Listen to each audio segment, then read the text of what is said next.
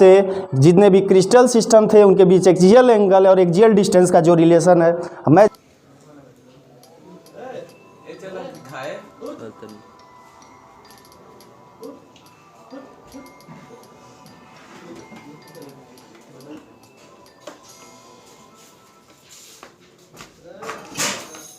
Hello दोस्तों, मेरा नाम है धनंजय त्रिपाठी और आप देख रहे हैं ज्ञान स्टार। आज मैं आपके सामने नया वीडियो लेकर आया हूं जो क्रिस्टल सिस्टम से रिलेटेड है और क्रिस्टल सिस्टम के बारे में आपको मैं आज इस वीडियो में बताऊंगा और अच्छे तरीके से आपको याद भी हो जाएगा जहां तक मैं समझता हूं। तो आइए देखते हैं क्रिस्टल सिस्टम। क्रिस्टल सिस्टम, अगर आप क्रिस्टल सिस्टम के बारे में जानना है तो सबसे पहला चीज़ ये जानिए कि क्रिस्टल सिस्टम बनता कैसे है। तो क्रिस्टल सिस्टम बच्चों यूनिट सेल से बनता है। किससे बनता है? यूनिट सेल से। जैसे यूनिट सेल आपको आप जानते हैं, जैसे smallest unit of space lattice और क्रिस्टल लैटिस का unit cell. And unit cell जो बनता है, अगर इस क्रिस्टल सिस्टम में देखा जाए तो आपको 7 टाइप के क्रिस्टल सिस्टम पढ़ने हैं और उसमें जो यूनिट सेल है जिनको आप ब्रेविस लैटिस भी बोलते हो, ब्रेविस लैटिस, वो 14 होते हैं इस 7 क्रिस्टल सिस्टम में। तो आइए देखते हैं इस क्रिस्टल सिस्टम को। तो देखिए 7 क्रिस्टल सिस्टम, सबसे अच्छा तरीका इसको याद करने का है। तो इसको याद करने का तरीका क्या है? क्रिस्टल सिस्टम को करते हैं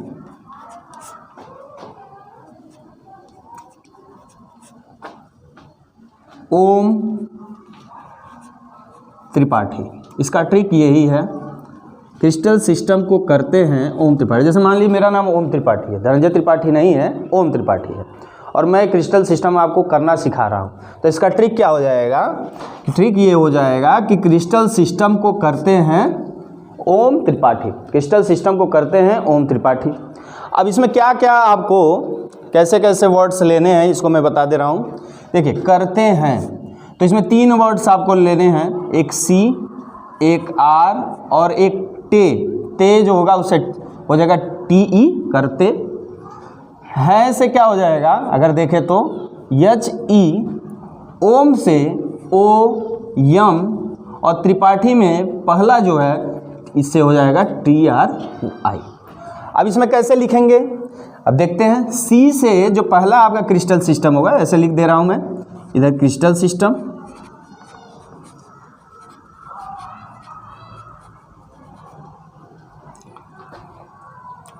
एक तरफ आपको एक्सियल डिस्टेंस, क्योंकि ये क्रिस्टल सिस्टम बनते कैसे हैं? एक्सियल डिस्टेंस और एक्सियल एंगल के रिलेशनशिप के बीच कैसा सब आपस में बराबर है कि नहीं। जैसा कि आप जानते हैं कि जो भी आपका 3 डायमेंशनल व्यू होता है किसी भी क्यूब का या किसी भी क्रिस्टल सिस्टम का, ये 3 डायमेंशनल व्यू जो होता है इसमें एक्सियल डिस्टेंस भी होता है, एक्सियल एंगल भी होता है। यानी हर एक्सिस के बीच क्या होगा, कुछ ना कुछ एंगल होगा और हर एक्सिस का कुछ डिस्टेंस होगा, कुछ लेंथ होगा उसका। अब जैसे मैंने मान लिया कि 3 एक्सिस है, यक्स, वाई और जेड एक्सिस। यक्स एक्सिस का एक्सियल डिस्टेंस ए मान लीजिए, वाई एक्सिस का बी और जेड एक्सिस का सी। ऐसे ही कुछ ना कुछ इनका एंगल होगा। जैसे वाई और जेड का मान लीजिए इसका एंगल है अल्फा, जेड और यक्स का मान लीजिए बीटा और आपका वाई और यक्स के बीच का जो एंगल होगा उसको मान लीजिए गामा।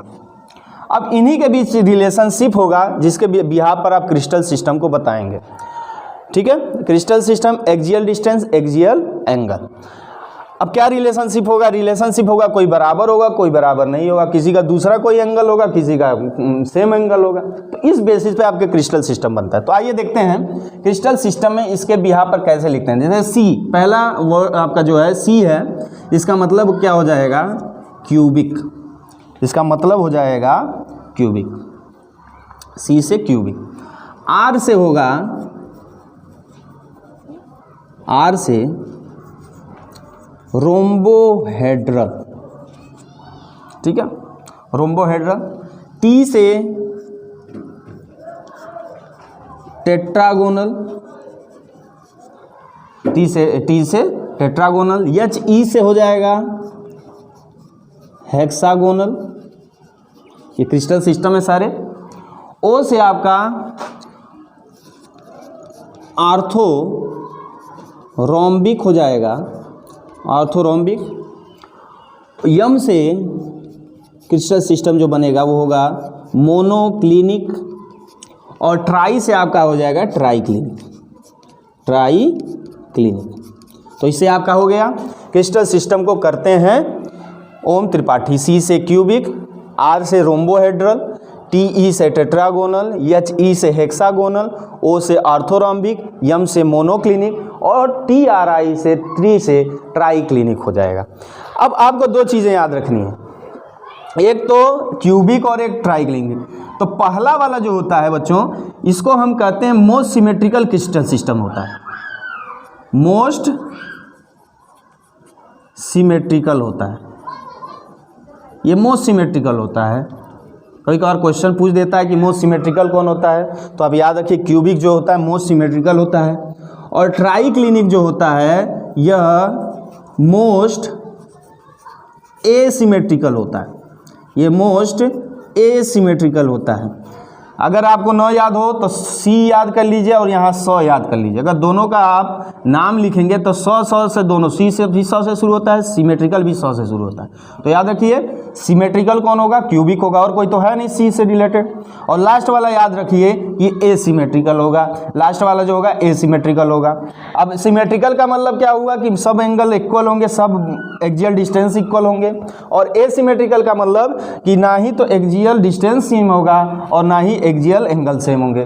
तो कैसे हो जाएगा सब सेम, मतलब सिमेट्रिकल मतलब सब सेम, मतलब एक्सियल डिस्टेंस ए बी और सी, ए बी और सी जो होंगे सभी के सभी आपस में इक्वल हो जाएंगे। और वही एसिमेट्रिकल में क्या हो जाएगा, A not equal to B not equal to सी।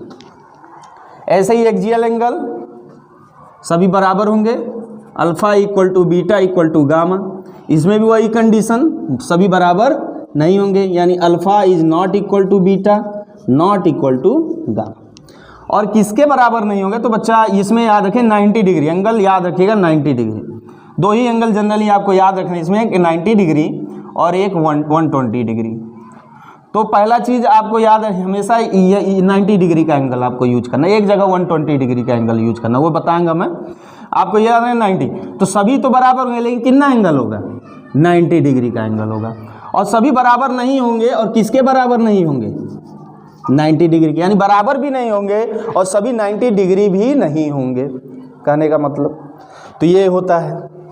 अब देखिए अब इसको कैसे बनाते हैं, दो चीज़ें आपको पता चल गई, क्यूबिक में क्या होगा ट्राइक्लिनिक, बाकी रोम्बोहेड्रल से मोनोक्लिनिक कैसे बनाते हैं। तो याद रखिए पहले आइए एक्सियल डिस्टेंस में, तो रोम्बोहेड्रल आपको क्या करना है, क्यूबिक का सिमिलर होता है, रोम्बोहेड्रल का सिमिलर होता है क्यूबिक की तरफ, यानी ए बराबर बी बराबर सी। अब इसके बाद आपको करना है, तो याद रखिए लास्ट से अनइक्वल करते चलते हैं। जैसे सी है तो पहले अनइक्वल करेंगे बी और सी को, पहले अनइक्वल करेंगे बी और सी, लास्ट अनइक्वल करेंगे बी और सी को अनइक्वल कर देंगे, तब ये आपका टेट्रागोनल का आ जाएगा। तो A equal to B but not equal to C, ठीक है। हेक्सागोनल में भी वही, जैसा टेट्रागोनल का होता है वैसे ही हेक्सागोनल का होता है, देखिए सेम होता है सी। अब देखिए आर्थोरोम्बिक, अब लास्ट वाला अनइक्वल किया, फिर लास्ट वाला अनइक्वल कर दिया तो हमें टेट्रागोनल और हेक्सागोनल मिल गया। अब उसके पहले वाला यानी बी और ए का भी हमें जो एक्सियल डिस्टेंस है ये भी अनइक्वल कर देना है। तो क्या हो जाएगा, A not equal to B not equal to C, same इसी की तरह मोनोक्लिनिक का हो जाएगा, A not equal to B not equal to C. तो आपको इनके बीच रिलेशन पता चल गया।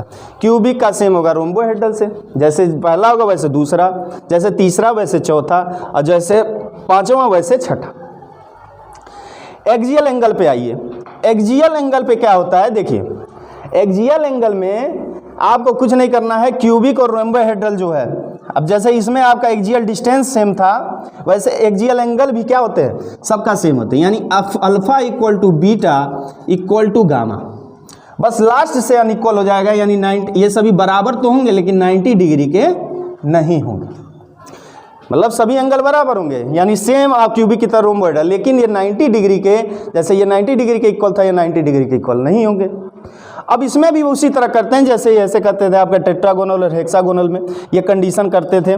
तो इसमें देखिए एक चीज़ याद रखिए कि अल्टरनेट फॉर्म में जो होता है आपका एंगल बराबर होता है। अब देखिए जैसे क्यूबिक का जैसे होगा, दूसरा छोड़ के तीसरा का होगा उसी की तरह, और तीसरा का जैसा होगा चौथा छोड़ के पांचवा का भी वैसे होगा। इसमें बस आपको क्या कर देना है, अल्टरनेट फॉर्म में क्यूबिक का एंगल जो है इक्वल करके लिख देना है। अब कैसे होगा क्यूबिक का एंगल, अल्टरनेट करके लिखिए, तो मतलब एक छोड़िए दूसरे इसके बाद लिखिए, यानी क्या होगा, alpha equal to beta equal to gamma equal to 90 degree. फिर एक छोड़िए, फिर लिखिए alpha equal to beta equal to gamma equal to 90 degree. इसका भी हो गया एंगल अल्टरनेट फॉर्म में। याद रखिए क्यूबिक का अल्टरनेट फॉर्म लिखेंगे तो टेट्रागोनल का एंगल आपको पता चल जाएगा, टेट्रागोनल का अल्टरनेट लिखेंगे तो ऑर्थोरोम्बिक का पता चल जाएगा। अब इसमें हेक्सागोनल और मोनोक्लिनिक का कैसे लिखेंगे, तो हेक्सागोनल मोनोक्लिनिक का लिखने के लिए आपको याद रहना चाहिए, जैसे आप एक्सियल डिस्टेंस के बीच में रिलेशनशिप निकालते हैं वैसे इनके भी बीच में रिलेशनशिप निकालेंगे। जैसे आप लिखते थे क्यूबिक रोम्बोहेड्रल का सेम होता है, इसके बाद अगर लिखते तो लास्ट वाला जो बॉन्ड जो आपका एक्सियल डिस्टेंस होता था वो इक्वल नहीं होता था। इसमें क्या करना है आपको, बस यही कर देना है कि जैसे इस कंडीशन में आपने किया था, पहला दूसरा फिर तीसरा चौथा सेम होता था, फिर पांचवा छठवां, वैसे ही इसके रीजन में भी कर देना है। अब जैसे यहाँ पे alpha equal to beta equal to gamma equal to 90 degree है, तो क्या होगा दूसरा इसमें अगर हेक्सागोनल का अगर आपको लिखना है तो अल्फा बीटा के इक्वल होगा, लेकिन गामा इन दोनों के इक्वल नहीं होगा। तो कैसे लिखेंगे, अल्फा जो होगा वो बीटा के इक्वल होगा, लेकिन गामा इनके इक्वल नहीं होगा। होगा कितना, तो याद रखिए अल्फा इक्वल टू बीटा तो होगा, लेकिन गामा होगा कितना, अगर नहीं इक्वल होगा तो 120 डिग्री के इक्वल होगा। बस यहीं आपको 120 डिग्री यूज करना है। और अल्फा इक्वल टू बीटा होगा तो कितना एंगल होगा, तो ये एंगल होगा बच्चों, ये 90 डिग्री का एंगल होगा, ये 90 डिग्री का। अब जैसे यहाँ पे एंगल किए alpha equal to beta equal to 90 degree, gamma equal to 120 degree, वैसे ही यहाँ भी आपको करना है कि अब क्या होगा, अल्फा बीटा के इक्वल नहीं होगा, बीटा जो होगा गामा के इक्वल नहीं होगा, लेकिन अल्फा और गामा एक दूसरे के इक्वल हो जाएंगे। क्या करना है, अल्फा और गामा एक दूसरे के इक्वल हो जाएंगे, लेकिन बीटा इन दोनों के इक्वल नहीं होगा। यानी इसमें क्या हो जाता है, alpha equal to gamma equal to 90 degree. अब इसमें क्या करना है, जैसे पहले गामा को अलग कर दीजिए, अब अल्फा इक्वल टू गामा हो जाएगा, तब 90 डिग्री हो जाएगा। अब बीटा जो बचता है, ये बीटा इन दोनों के इक्वल नहीं हो जाता है, यानी क्या हो जाएगा, बीटा नॉट इक्वल टू 90। तो इस हिसाब से जितने भी क्रिस्टल सिस्टम थे उनके बीच एक्सियल एंगल और एक्सियल डिस्टेंस का जो रिलेशन है, मैं जहाँ तक समझता हूँ आपको समझ आ गया होगा।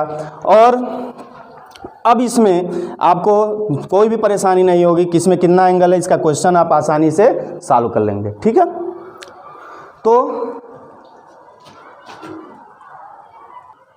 तो आपको स्क्रीनशॉट अगर इसका लेना है तो स्क्रीनशॉट ले सकते हैं, मैं साइड हट जाता हूं।